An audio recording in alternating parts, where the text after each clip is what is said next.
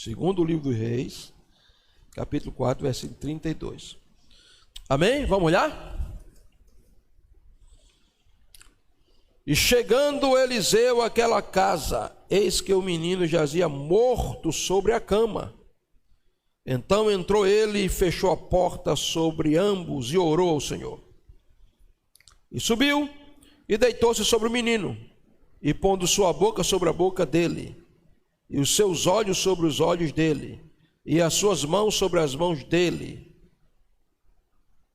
e se estendeu sobre ele, e a carne do menino aqueceu. Depois voltou e passou naquela casa de uma parte para outra, e tornou a subir. Se estendeu sobre ele, então o menino espirrou 7 vezes, e o menino abriu os olhos. Então chamou Geazi e disse: chama essa sunamita. E chamou-a. Veio a ele e disse ele: toma o teu filho. Amém, glória a Deus. Eu queria estudar com vocês essa noite sobre o tema 8 atitudes do profeta para vivenciar o avivamento. Repita comigo: 8 atitudes do profeta para vivenciar o avivamento. Eliseu foi um dos grandes profetas de Israel.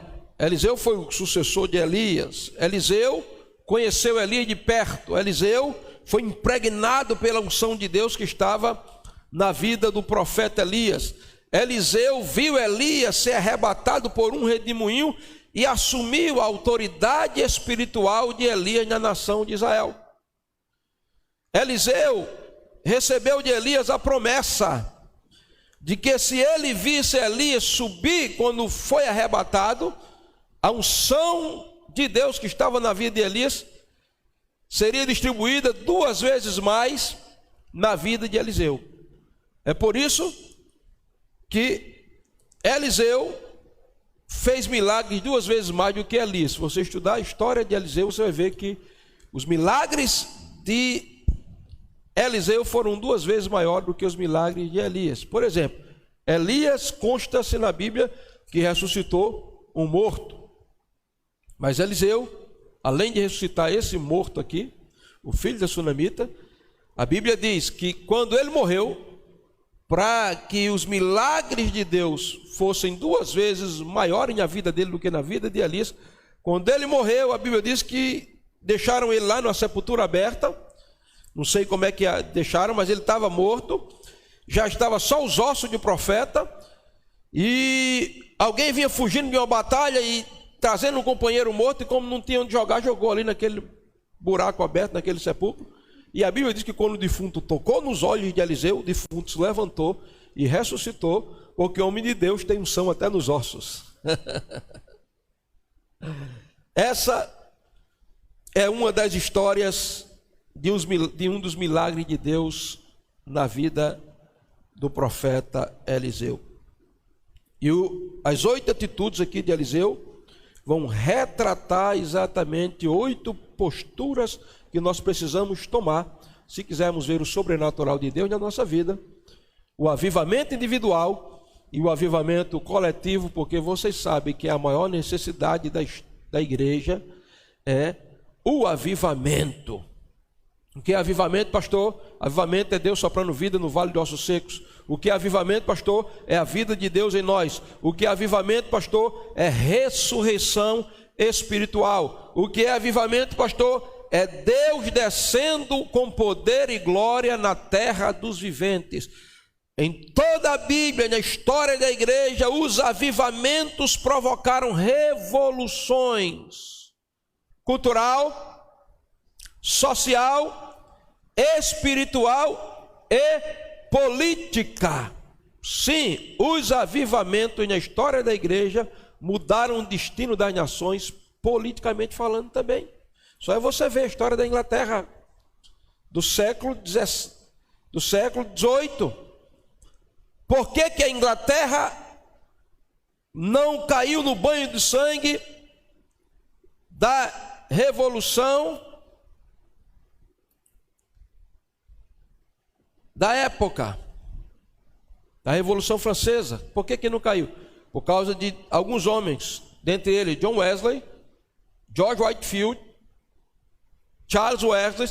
Esses homens foram homens que tocaram a Inglaterra e mudaram a história caótica da Inglaterra. Leia a história e você vai ver que universidades como Oxford, Harvard e tantas outras surgiram fundamentado na égide da palavra de Deus por homens que implantaram a palavra, influenciaram as nações, essas nações. Eu não vou falar isso aqui porque eu não quero perder tempo, eu quero entrar no texto. Mas esse texto ilustra o que Deus pode fazer numa sociedade morta, numa igreja morta, numa vida sem vida, na verdade. Hoje nós estamos vivendo um quadro de morte. Hoje nós estamos vivendo um quadro de morte social, econômico, emocional, espiritual, político. O mundo está vivendo um cenário, um quadro drástico de morte. E a raiz destes problemas sociais, culturais, emocionais, políticos, não é outra coisa, a raiz desses problemas é o pecado. Porque o pecado matou o homem. Nos 4 níveis de morte, o pecado matou o homem, primeiro espiritualmente, depois moralmente, depois fisicamente. E matará o homem eternamente. Então vamos ver aqui as atitudes do profeta, que é as atitudes que nós como cristãos devemos tomar para ver as coisas mudarem na nossa sociedade, na nossa nação, na nossa família, no nosso ciclo de convivência. Vamos ver aqui. Você precisa conhecer a história. Deixa eu ser bem rápido aqui, contextualizar você com a história. Eliseu, a Bíblia diz que Eliseu era um homem de Deus, e ele gostava de ir a Sunem. É interessante que Eliseu era um profeta calvo, um pouco meio careca, e todos os dias ele ia a Sunem, passava perto da casa de uma mulher chamada, que é conhecida como Sunamita, mulher de Sunem, não se diz o nome dela, e ela começava a observar a postura de Eliseu. E aí ela chamou o marido dela e disse: meu velho, eu tenho observado que aquele homem que passa aqui por nós, aquele homem é um santo homem de Deus. Que homem você está falando? O mais jovem? Não, o careca. Aquele que chamam de Eliseu. A postura dele sentar na mesa é diferente, a maneira dele se comportar é diferente, há algo de diferente naquele homem, querido, porque o cristão é conhecido pelo seu falar, pelo seu se comportar, pelo seu andar, pelo seu conviver. O homem de Deus será notado como homem de Deus. E a Sunamita disse: eu tenho notado que esse homem é um santo homem de Deus, meu velho. Vamos fazer alguma coisa por esse homem? Vamos fazer o quê, minha velha? Vamos preparar um quarto aqui, a nossa casa é grande. A gente faz um quarto na parte de cima da casa, escorado no muro. Aí a gente coloca uma mesa, uma cadeira, uma cama e um candeeiro para ele, um candelabro. Quando você é homem ou mulher de Deus, você será notado.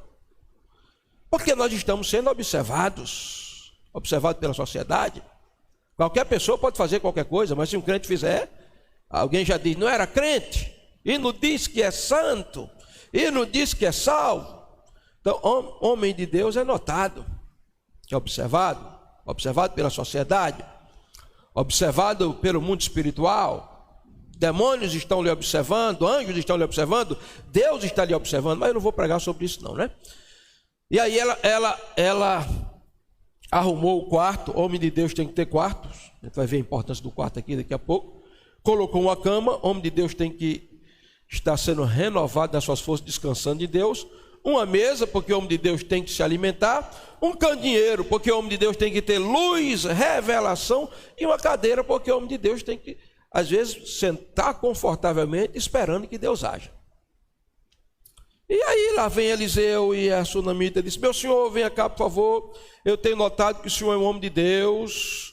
Eu tenho notado que o seu assistente aí tem andado com o senhor, e não é só ele que tem observado, não. Eu tenho notado e a gente fez uma coisa aqui para o senhor. Vem cá, quero lhe mostrar. Entra aqui na nossa casa, à vontade. Está vendo esse quarto aqui? O senhor pode subir a escada no primeiro andar, vem cá, eu vou lhe mostrar. Esse quarto é seu, essa cama é sua, essa cadeira, essa mesa e esse candeeiro. Eliseu ficou tão feliz com aquilo, que Eliseu chamou Geazi depois que saiu. Ele disse: Geazi, o que é que eu posso fazer por essa mulher? Será que tem algum pedido que eu possa fazer ao rei por ela? Porque na Bíblia os profetas sempre influenciaram os reis, a não ser quando o rei não voltava o coração para Deus. Tem alguma coisa que eu posso falar pelo rei? E Jesus disse: essa mulher não precisa de nada não, meu senhor. Ela é muito rica. Agora tem uma coisa, o marido dela já está um velhão, enxuto, e ela não tem filho. Aí Eliseu disse: chama ela aí, vá lá, chame ela. E Geazi disse: dona Sunamita, o profeta está chamando o senhor lá no quarto dele. Pode vir com o seu marido também. E ela subiu as escadas. Quando chegou, a Bíblia diz: a mulher, olha, aqui, a mulher era ética, a casa era dela, mas a Bíblia diz que ela ficou na porta do quarto do profeta. Tem gente que não sabe ser ético, Wellington. Tem gente que a primeira vez que vai na sua casa já vai abrir a geladeira, puxa a tampa da panela para ver o que é que tem. Eu já teve gente na minha casa que fez isso aí. A mulher: sim, meu senhor, pode falar. Não, eu só queria dar uma palavra de Deus para a senhora aqui. Daqui a 9 meses a senhora vai estar abraçando um menino, um filho, amamentando ela. Ela disse: meu senhor, pelo amor de Deus, não minta para mim, meu senhor, homem de Deus. Escreva, coloque na sua agenda, daqui a 9 meses, marca o dia de hoje. 9 meses depois, a mulher estava com o menino no braço, acalentando o menino, feliz da vida. Mas diz a Bíblia que o menino cresceu. E um dia o menino estava trabalhando com o pai, e o menino disse: pai, uma dor na minha cabeça está doendo. Ai, minha cabeça, ai, minha cabeça. E o pai disse: leva ele para a mãe, porque a mãe quem sabe resolver. Muitas vezes o nosso milagre pode se tornar uma dor de cabeça se a gente não souber cuidar dele. Quantos filhos dando dor de cabeça hoje aos pais, porque faltou fundamento. Mas isso não é sobre isso que eu vou pregar, não. Eu vou pregar sobre as 8 atitudes do profeta. Manda para a mãe, quando chega lá, que a mãe vai ver o menino, morreu. E a mulher disse: eu não vou falar com meu marido, porque não adianta. Vou resolver isso com o profeta. Não foi o profeta que profetizou? Fulano, traga um jumento aí. Mas para quê? Tá um jumento. Diga ao meu marido que eu vou ter com o profeta. Ela pegou, montou no jumentinho dela e lá vai. Em direção a Eliseu. De longe, Eliseu olhou e disse: Geazi, é a Sunamita.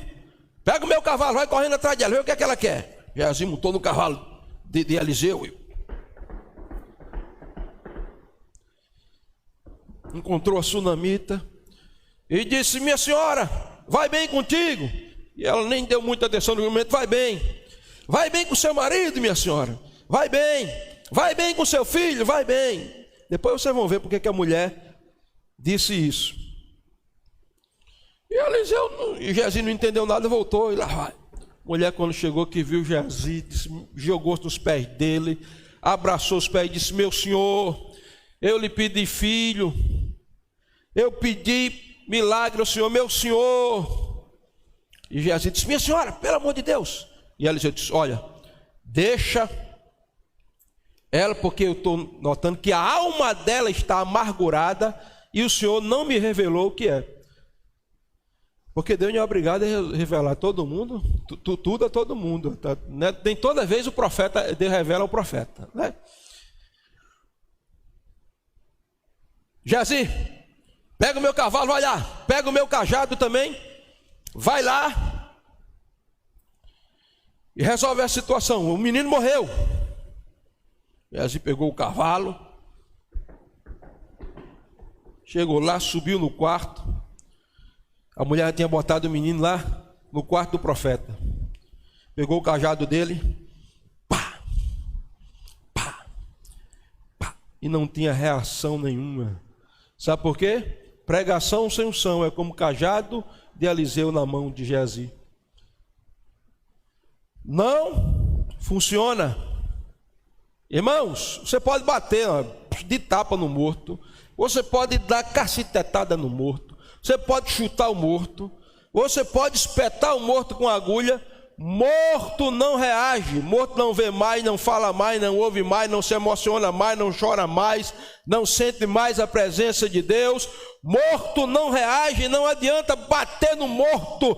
Pregação sem unção é bater no morto para ver se ele vai reagir. Ele não vai reagir, porque ele só reage com a vida de Deus, porque o que o morto precisa é de ressurreição.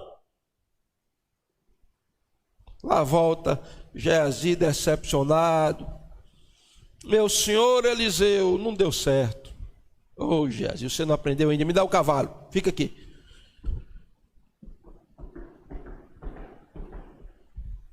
E aí eu começo, depois dessa pequena introdução, eu começo. Veja aí, versículo 32. A Bíblia diz que, primeira coisa, Eliseu se deparou com a morte. Eliseu sobe, verso 32. Última parte, eis que o menino jazia morto sobre a sua cama. Avivamento é a vida de Deus em nós, é ressurreição espiritual. Eu não sei o que é que morreu na sua vida, se morreu a alegria, se morreu a esperança, se morreu a perseverança, se morreu a perspectiva de futuro, se morreu a paz, mas eu quero dizer uma coisa para você, um avivamento ele não é coletivo, sem primeiro não ser individual. O avivamento primeiro começa em cada um de nós. Quando houver um avivamento individual na minha vida e na sua vida, o que morreu vai ressuscitar. Aquela vontade de ler a Bíblia que desapareceu vai voltar. Aquela vontade de orar que desapareceu vai voltar. A vontade de vir aos cultos, de vir ao turno de oração, de buscar a Deus, de dançar, de pregar, de cantar, de dirigir célula, tudo isso vai voltar, porque a vida de Deus vai voltar. Aplauda Jesus.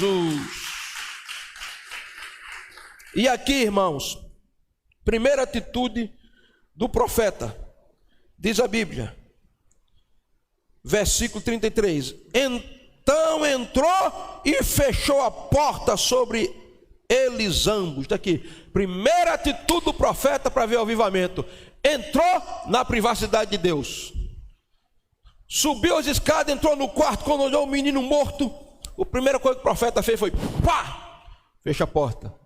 Agora Deus é o morto, eu e o Senhor. Vamos ver o que vai acontecer. É o morto, eu e o Senhor.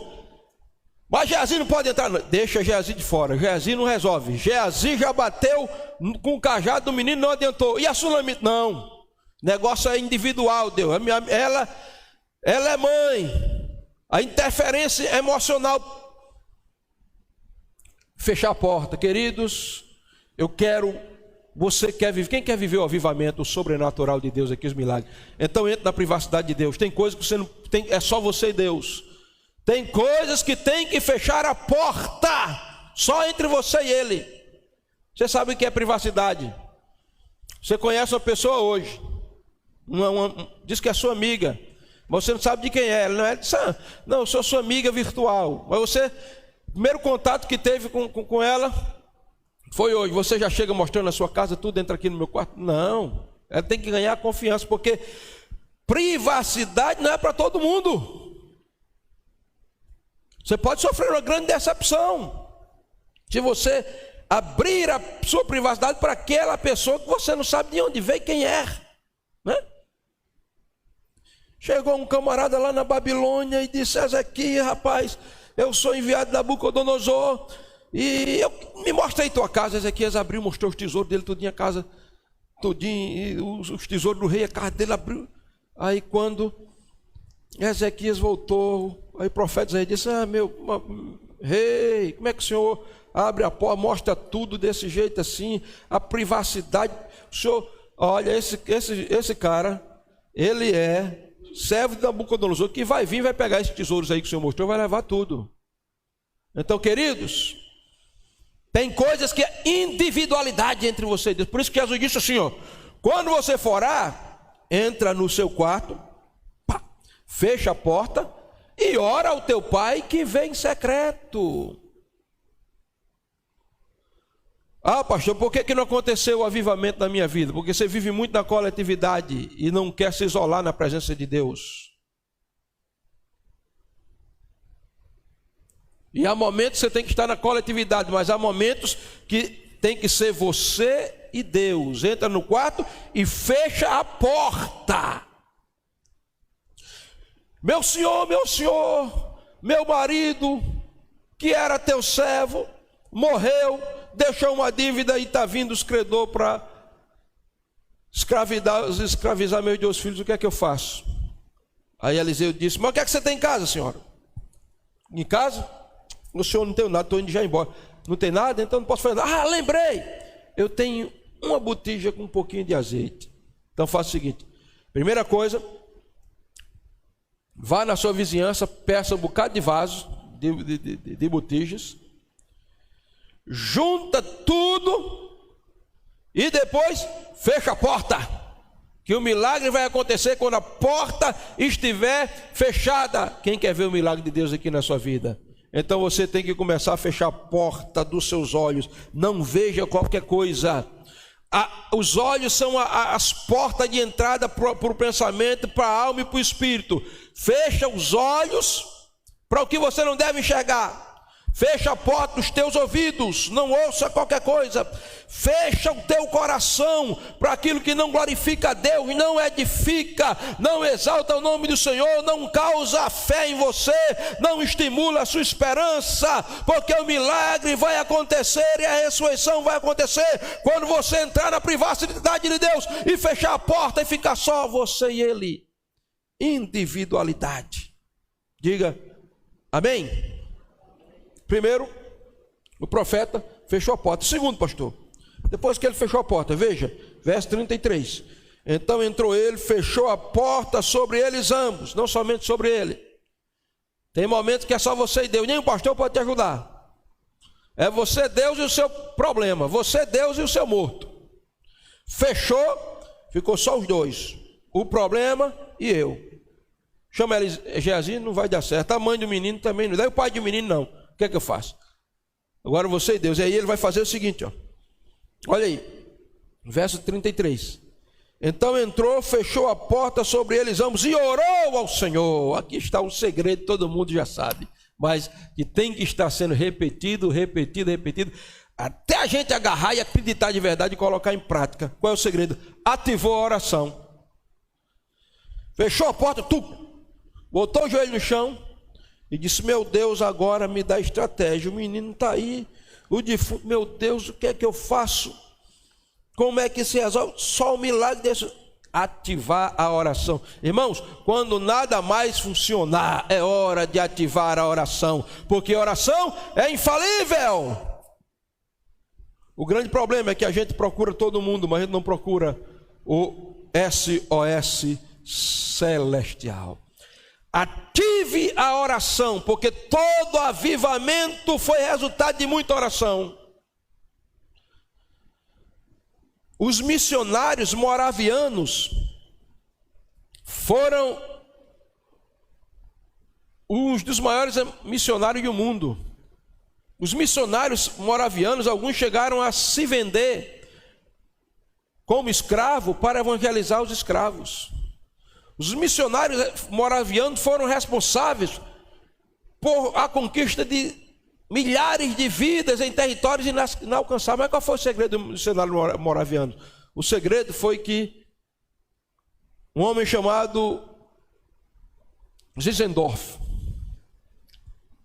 Nicholas von Zinzendorf, reuniu os moravianos em uma cidade da Alemanha e começou uma campanha de oração de 24 horas, 12 homens e 12 mulheres, turnos de 24 horas de oração, 12 homens e 12 mulheres orando sem parar. E sabe quanto tempo durou essa campanha de oração? 120 anos. Como assim, pastor? Eles começaram a orar numa geração e a outra geração continuou orando. Por isso, os moravianos se tornaram um dos maiores movimentos de missionário, de salvação e dos maiores avivamentos da história.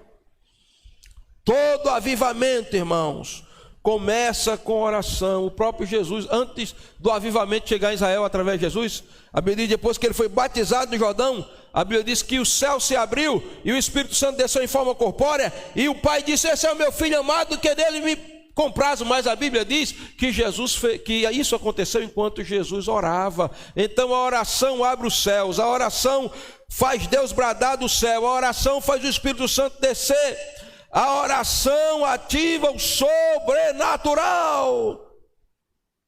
É por isso que eu continuo dizendo, venha dos 5 turnos, dos 6 turnos, irmão.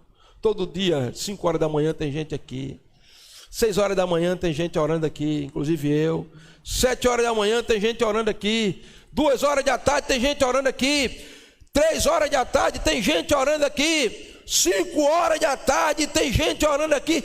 Entre em um desses turnos, porque a oração muda a vida de qualquer ser um indivíduo, se ele orar de verdade. É lógico. Eliseu, o que é que você está fazendo? Eu não quero conversa, a porta está fechada, ninguém vai atrapalhar. O que é? Isso aqui é ligação direta entre eu e o Pai Celestial. Sem oração não há poder, sem oração não há unção, sem oração não há liberação do sobrenatural, sem oração não há vida espiritual. Oração é como oxigênio, ou eu oro ou eu morro. Daniel, estou aqui, homem, não está me ouvindo? Estou lhe ouvindo, o que é? O senhor está meio aborrecido hoje, profeta? Não, estou aborrecido não, mas já falou aí 3 vezes, estou aqui. O senhor soube do decreto, profeta? Que decreto? Olha, daqui a 30 dias tem um decreto aí baixado, viu? Já está assinado por Dário. Que decreto é esse? Daqui a 30 dias ninguém ora a ninguém. Mas isso é constitucional? Eu não quero saber, foi o rei que assinou e pronto. Não ora a ninguém, só faz pedido ao rei. Não ora, os babilônicos aqui não podem orar a Marduk, os assírios não podem orar a Nimrod, e você, Daniel, não pode orar a Yahvé não, 30 dias. Oxe, e se eu orar, o que é que tem? Se você orar, olha, tem 5 leões famintos, vai jogar na cova dos leões. O rei manda jogar na cova dos leões. Aí, vão me matar, vão. Você vai deixar de orar, né, Daniel? 30 dias? Eu deixar de orar? Vou já entrar. A Bíblia diz que Daniel entrou no quarto dele, e Daniel fez de propósito mesmo, abriu a porta, eram as câmeras tudo filmando, Daniel orando lá, o pessoal filmando o WhatsApp, e depois vai sair lá na Babilônia, em todas as redes sociais da Babilônia, Daniel está descumprindo o decreto do rei, ele abriu as janelas do seu quarto, está orando 3 vezes por dia. Aí daqui a pouco lá vem o repórter, da rede de esgoto de televisão. O senhor é o profeta Daniel? Sou eu mesmo. Está obedecendo o decreto? Estou não. Vai morrer. Qual é o problema? Eu prefiro morrer devorado por leões fisicamente do que morrer espiritualmente passando 1 mês sem me comunicar com o meu Deus. Me joga na cova. Jogaram Daniel na cova. E a Bíblia diz que porque Daniel era um homem de oração, o leão ficava tudo rugindo. E o leão olhava que o Gide está com fome. Eu estou aqui morrendo, mas você não está vendo não aí, rapaz? O anjo já pegou aqui na minha juba, já apertou aqui, fechou a minha boca umas 2 vezes. Um pai não pode devorar esse homem não. Isso não é um homem carnal, isso é um homem espiritual. O interessante, meus queridos, é que tem gente que só ora quando está na cova. Meu Deus, estou na cova dos leões, né? Tem gente até que tem gente que é um leão na cova dos Daniéis, né? Mas tem gente que só vira Daniel quando está na cova dos leões que vai orar. Irmãos, ore por prazer, não ore por circunstância adversa, ore por amor a Deus. Sabe por quê? Porque quando a circunstância adversa vier, que jogarem você na cova, nenhum leão chamado crise depressão, pecado, tentação vai devorar você, porque você vai estar cheio da vida de Deus. Eliseu, o que está fazendo aí? Já faz 2 horas. Fica aí fora, Geazi, eu não quero conversar contigo. A minha ligação é direta com o céu. Diga comigo, entrar na privacidade de Deus, ativar a oração. Terceiro lugar, o terceiro passo, antes daqui a pouco para o final, elevar o nível espiritual. Veja versículo 34. Então ele entrou, fechou a porta sobre eles ambos, orou e subiu e deitou-se sobre o menino na cama que Eliseu era acostumado a dormir. Que a mãe do menino, quando pegou o menino, podia ter botado na cama dela, na cama do próprio menino. Levou para o quarto de Eliseu e disse, foi o profeta, essa cama eu coloquei aqui para o profeta, foi o profeta que liberou uma palavra profética, e o menino nasceu e o milagre aconteceu e eu deixei de ser estéril. Então é na cama do profeta que a unção da ressurreição e do avivamento está, porque Eliseu orava muito ali, debruçado naquela cama, irmão, naquele quarto, estava impregnado da presença de Deus. Jogou o menino na cama, mas a Bíblia diz que ele subiu as escadarias, porque o quarto dele estava lá em cima. O que é que isso indica para nós? Isso indica para mim que quando eu entro na privacidade de Deus, fecho a porta só entre mim e Ele. Quando eu ativo a oração, isso faz com que o meu nível espiritual seja elevado. Então, Eliseu elevou o nível espiritual. Como é que está o teu nível espiritual? Você quer avivamento na tua vida? Tem que orar. Tem que entrar na privacidade de Deus. Mas tem que elevar o seu nível espiritual. Você tem que ser mais crente amanhã do que hoje. E depois de amanhã, você tem que ser mais crente ainda. Você tem que ter uma vida mais elevada hoje do que você teve ontem. Porque ontem já passou e não existe mais. O amanhã é futuro. Então, elevar o nível espiritual. Por que a gente se abate tanto às vezes diante dos problemas das crises? Porque a gente está tramitando aqui, nesse nível terreno. Às vezes a gente quer brigar com Satanás no nível terreno. A gente não faz como a águia. A serpente está lá, a águia não desce para brigar na serpente aqui na terra, não, porque a águia é esperta, ela sabe que o território da serpente é aqui. Então o que é que ela faz? Ela pega a serpente pelas garras e leva lá para cima. Lá em cima a serpente não tem equilíbrio. Então a águia dá de capote na serpente. Então, irmão, tem gente que quer brigar com Satanás no nível aqui terreno. Essa guerra espiritual sem precedentes que a gente está vivendo na nação brasileira, onde um vírus foi politizado e a solução não chega imediatamente porque há uma briga nas esferas espirituais que reflete no político, ela não vai ser vencida a gente postando no nosso status ou no nosso Facebook ou desabafando, porque esse não é o papel da igreja. Sabe como é que a gente vai vencer essa guerra? Leve essa guerra para as alturas. Se a igreja jejuar mais, orar mais, chorar mais, se quebrantar mais, sair mais do nível natural, Deus pode agir sobrenaturalmente e deter essa praga, porque Ele tem controle sobre tudo. Mas a gente fica brigando aqui, eu vejo a igreja brigando nesse nível terreno.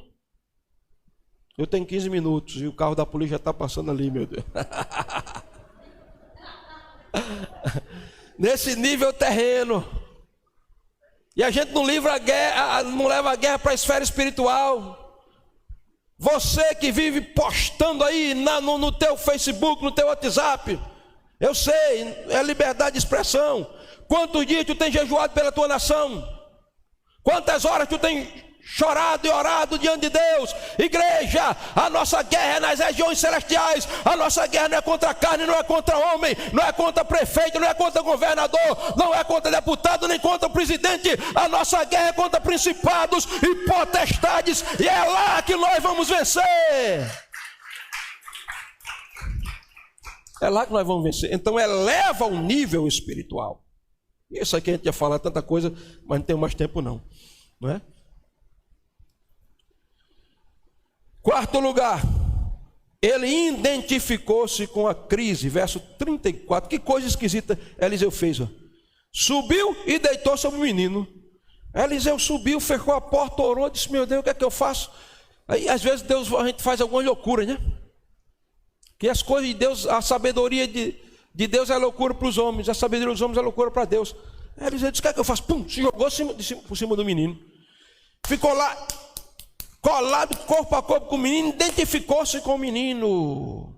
Identifique-se com a crise da sua nação, a crise mundial, meu irmão. Como é que eu me identifico? Quando eu me arrependo pelos pecados da minha terra, como se fossem os meus pecados. Foi isso que Daniel fez. Capítulo 9 de Daniel. Daniel não tinha defeito, não tinha pecado, mas quando ele viu que o cativeiro já tinha durado 70 anos, e Jeremias tinha dito que era depois de 70 anos acabava o cativeiro, mas 70 anos, o cativeiro não tinha nem sinal de que ia acabar. Ele foi jejuar, foi rasgar as vestes, foi se cobrir de cinza e foi dizer: Senhor, nós pecamos. Você tem se identificado com as pessoas que perderam seus entes queridos? Ou a tua identificação é só blá blá blá de falar palavra? Eu quero saber quantas lágrimas tu tem derramado por essas pessoas, pela crise financeira que nós estamos enfrentando, e crise em todos os níveis, de crise inigualável, que há gerações não tínhamos uma crise mundial como essa. Você tem falado muito, eu quero saber se você tem deitado em cima do defunto, meu irmão. Se você tem sentido a dor, empatia, não é só dizer eu me solidarizo, é sentir a dor de parto, é sentir a dor da sociedade do defunto, como se o defunto fosse um defunto que tinha a ver com você.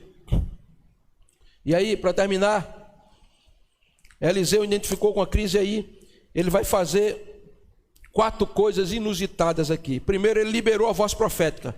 Subiu sobre o menino e pôs a boca dele sobre a boca do menino. É muita coragem, muita loucura espiritual. Botar a minha boca na boca de um defunto, meu irmão. Mas foi isso que Eliseu fez. Botou a boca dele na boca do menino. Sabe por quê? A boca de Eliseu era boca profética. Na boca de Eliseu não existia crítica, nem construtiva, nem destrutiva. Na boca de Eliseu não existia lachon hará, língua maldita. Na boca de Eliseu não tinha morte. Na boca de Eliseu só tinha vida. Então chegou a hora da igreja liberar a voz profética. Se não edifica, não fale. Se não abençoa, não fale. Se não exalta o nome de Deus, não fale. Porque a Bíblia diz que a cidade é derribada pela boca dos ímpios, mas pela boca dos justos ela é exaltada. Libere a voz profética. Fale em linha com a palavra de Deus. Libere vida nos vales de osso seco. Diante da morte, diga: haja vida. Diante das trevas, diga: haja luz. Diante do desespero, diga: haja esperança. Diante da crise, diga: haja avivamento. Fale com a voz profética. Eliseu está boca na boca, está dizendo: eu libero a voz profética e o tempo já não dá mais. A outra coisa que Eliseu fez foi liberou a ação. Veja verso 34, boca sobre boca, mãos sobre mãos. Aliás, antes da ação, liberou a visão. Boca sobre boca, olhos sobre olhos. Ele colocou os olhos dele, porque Eliseu tinha visão profética. Como tem sido a sua visão? Em que ou em quem você tem focado os seus olhos? Eliseu não ficou olhando para o defunto, ele botou a visão dele na visão do defunto. Porque o defunto não vê, o defunto é literalmente cego, porque o defunto está desconectado com a vida aqui na terra. Mas Eliseu disse: eu libero a visão profética. Fale como eu falo, boca na boca. Veja como eu vejo, olho nos olhos. Não espere que as pessoas do mundo tenham discernimento do que está acontecendo na dimensão espiritual, porque infelizmente alguns crentes não caiu nem a ficha deles ainda. São crentes cegos espirituais. Mas você tem a visão de Deus. Então libere essa visão, falando a linguagem profética e tendo os sonhos de Deus, a visão profética.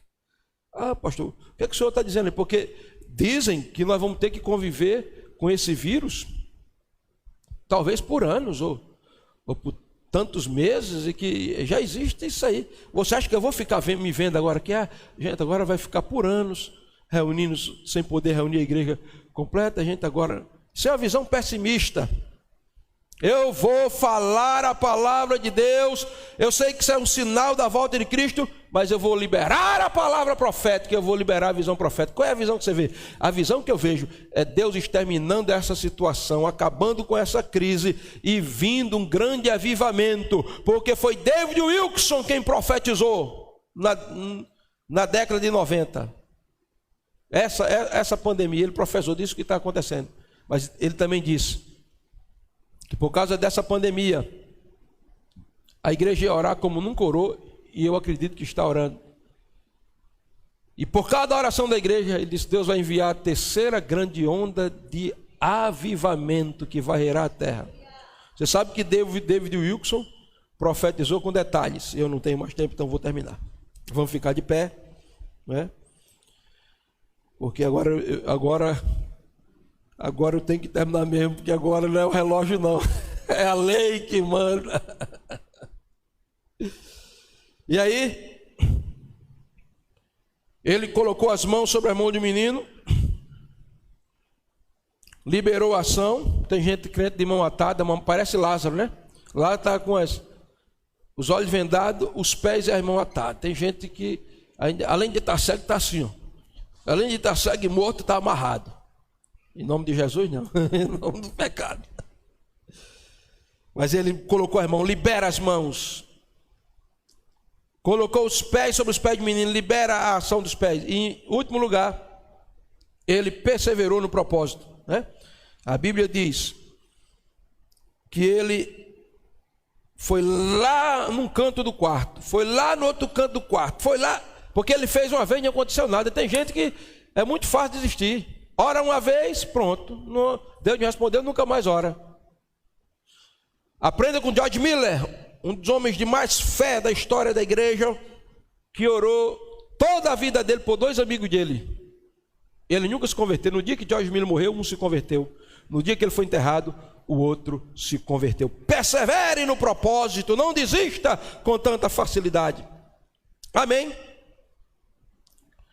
Perseverou no propósito. E o que acontece?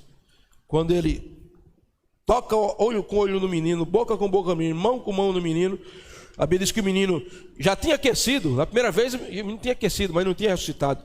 Mas a Bíblia diz que o menino deu 7 espirros, abriu os olhos e voltou a viver. E ele pegou o menino nos braços, não pegou pela mão, né? Nem nos braços, não era mais tão criança. Pegou pela mão e disse aqui, Sulamita, estou restituindo a vida que você tinha perdido. Quero profetizar essa noite.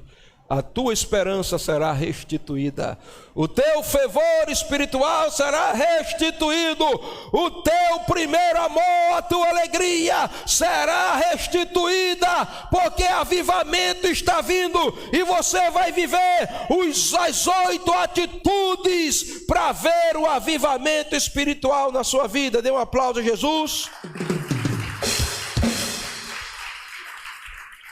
A graça de nosso Senhor Jesus Cristo, o amor de Deus nosso Pai e a comunhão do Espírito Santo seja sobre a tua vida, agora e para todos sempre. Amém.